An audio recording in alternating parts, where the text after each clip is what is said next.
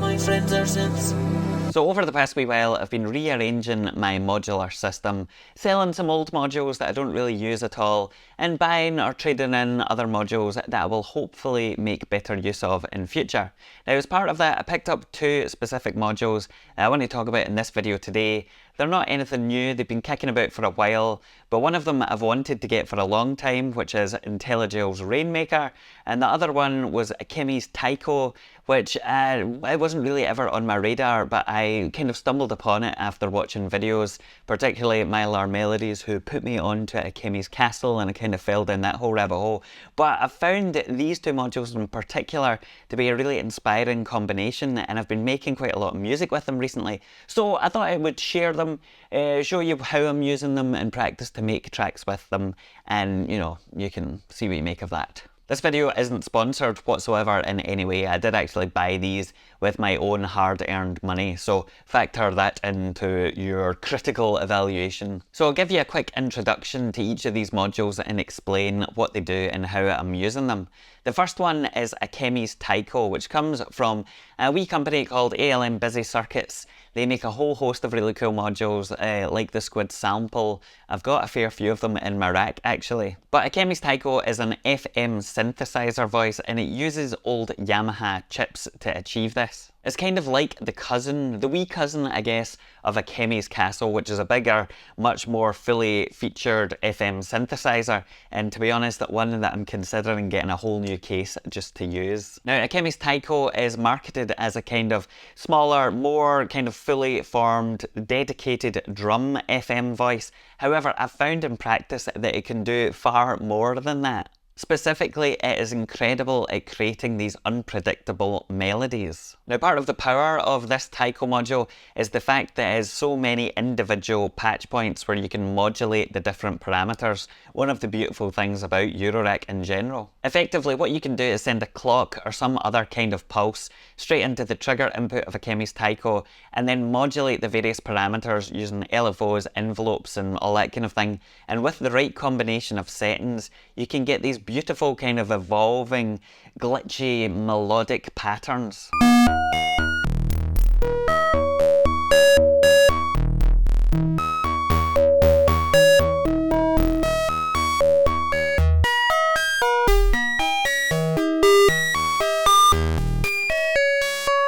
The second module that I am using is the IntelliGel Rainmaker. This is one that I've wanted for ages, but it takes up quite a lot of space and was always fairly expensive. So recently I decided to take the plunge and finally get my hands on one, and I'm really glad I did, because this is a really incredible, deep delay module with 16 taps, as it's called, a comb filter in there, and a whole bunch of different ways that you can generate these lovely kind of glissando raindrop sounds. It sounds fantastic. What I've found is that Rainmaker works particularly well with the kind of rhythmical nature of Akemie's Taiko, and I mean, well, have a listen for yourself.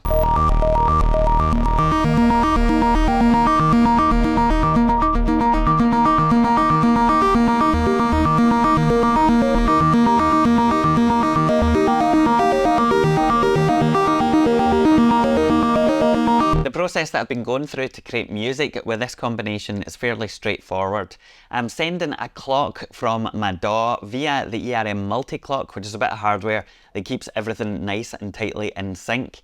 It then goes through my endorphin shuttle control and also Pamela's workout, which then multiply and divide the clocks so that I can then sync up my various LFO modules, envelope generators, and all that kind of thing. I patch all of these modulation sources into the various inputs of Akemie's Taiko so that the various sounds are changing all of the time, and when a trigger goes into the module, you get this kind of unpredictable, harmonious sound.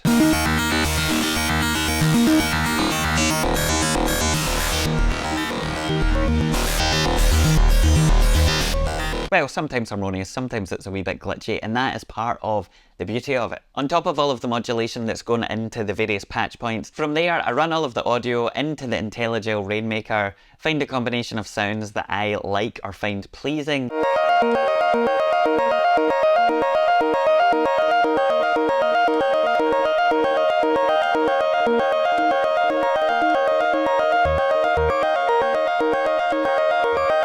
and then I record it all into Logic. I basically sit for about 20 minutes or half an hour and tweak the dials in addition to the modulation that's coming from the LFOs and everything, because I think that gives you a wider range of possibilities and you can kind of play it like an instrument, and it's a really pleasurable process.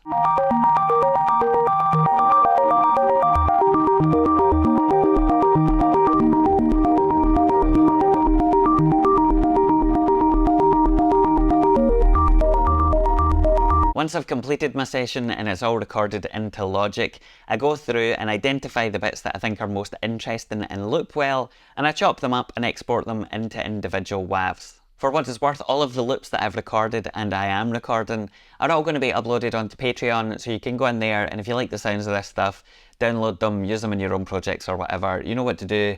The link is below. Please sign up. It helps me a lot to offset the ludicrous costs of these purchases and all that kind of stuff. At this stage, I create a new Logic project and make sure the tempo is correct, and then I load in the various loops that I have captured and try and arrange them in such a way that it feels like there's some kind of progression and it's not just, you know, the same thing over and over again, because if you're recording loops like this, that can very easily become the case. Now, for the tracks that I've been doing recently, I wasn't entirely sure where to go with the drums or the rhythmical parts, so I asked my good friend Al Roney to write me up some rhythm. He is an incredible drummer. He played drums in the band we were in together called Hog Wild. He's got a real ear for kind of offbeat rhythms and stuff. So he sent me over a whole pile of loops that he had created, playing them in manually into Machine or whatever he used for them, I don't know. But I went through them, picked out the ones I liked and started chopping them up, layering them in Logic and getting it all to sound, you know, more like a composition than just some ambient niddling.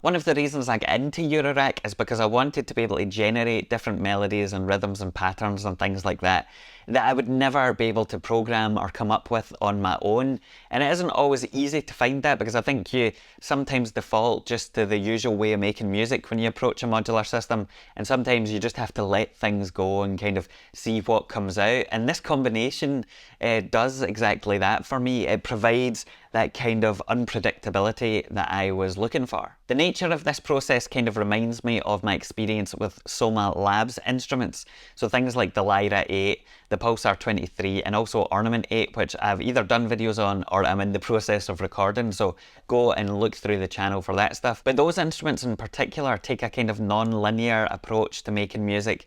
They encourage you to get involved, to tweak, to experiment, and see what comes out the other end. And that is something that I have found really kind of engrossing and engaging, and this kind of does the same thing. Now, obviously, sonic exploration is all fine and well, but what I like particularly about this is that it gives me a very interesting foundation to then write songs based on, or at least write music based on. So I can get some nice ambient loops or textures, or, you know, particularly interesting melodies, and then build a song together, as opposed to just being a live, tweaking kind of performative thing. So I hope that gives you a wee bit of an insight into one of the ways that you can make music with a modular system, and also perhaps piques your interest and curiosity in terms of the way that you might be able to change the way that you're making music to get a different perspective or something. I don't fucking know. If you've got a space in your modular system and you're looking for an interesting and inspiring module to help you create music,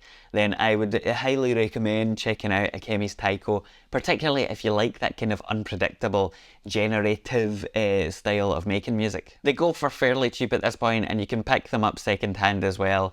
I got mine for about £200 including shipping, which is actually pretty great when it comes to the world of modular, as I'm sure you're aware. For now, I'll leave you with some of the music that I've been making with this combination over the past wee while, and you can see what you think.